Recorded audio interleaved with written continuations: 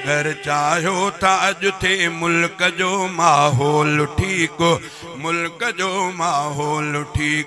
सिंध वासी सब थियो हिन अमुन मार्च में शरीक, अमुन मार्च में शरीक।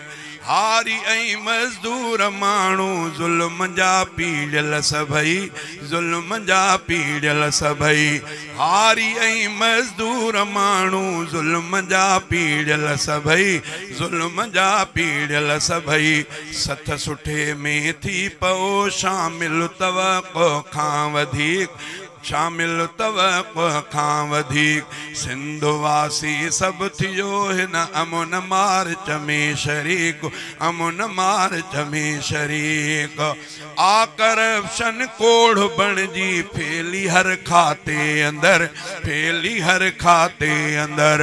आ करप्शन कोढ़ बणजी फैली हर खाते अंदर, फैली हर खाते अंदर। सबो थो मुतहिद थी पायो ज़ुल्म जे खातन ते लीक, ज़ुल्म जे खातन ते लीक।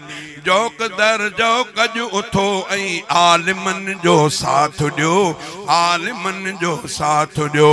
जौक दर अज जौक उथो ऐं आलिमन जो साथ ॾियो, आलिमन जो साथ ॾियो।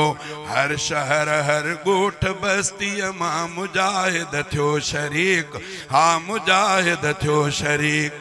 आहे अक्टूबर जी 22 खां शुरू ही कारवां, हा शुरू ही कारवां। यानी सुभाणे ॻाल्हि सम्झ में अचे थी।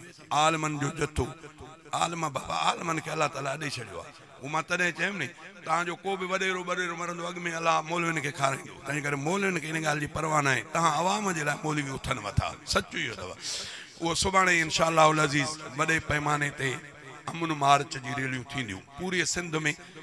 शहीद इस्लाम, शहीद मस्जिद, शहीद नमाज अल्लामा शहीद डॉक्टर ख़ालिद महमूद जे फर्जंद जे सरवाणीअ में ऐं इलाइक़े जा अॻवान जीअं साईं मौलाना मोहम्मद सालिह साहब पंहिंजे इलाइक़े में, इन्हनि जे सथ में इहे प्रोग्राम शुरू थींदा। सभिनी खे कोशिशि करे उन में शरीक थियणो खपे।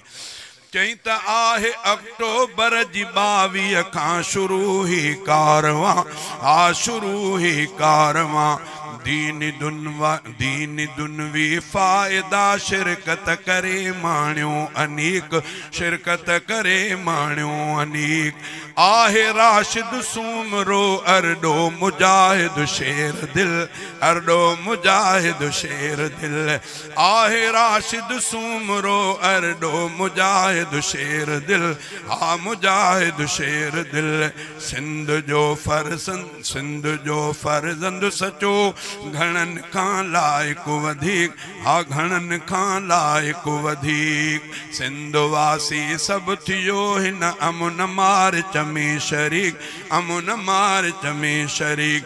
ईंदो काइद सिंध जे सरवाणी में हिकु इनकलाब, हा सरवाणीअ में हिकु इनकलाब। ईंदो राशिद भाउ जे सरवाणीअ में हिकु इनकलाब। नारे तकबीर। जमियत उलमा इस्लाम, कायदे सिद्ध अल्लामा राशिद खालिद महमूद सूमरो, कायदे सख्त हज़रत मौलाना मोहम्मद सालिह इंदर साहब। ईंदो राशिद भाउ जे सरवाणी में हिकु इनकलाब, सरवाणी में हिकु इनकलाब। आहे कादिर दाद शर पुख्तो यकीन हद खां वधीक, पुख्तो यकीन हद खां वधीक। सिंध वासी सब थियो हिन अमुन मार्च में शरीक, अमुन मार्च में शरीक। जे अगर चाहो था अज थे मुल्क जो माहौल ठीक, मुल्क जो माहौल ठीक। मेहरान साउंड बनवाकिल अब्दुल समद सन्नी शेख एंड रियाज अहमद 0306 27 43 893।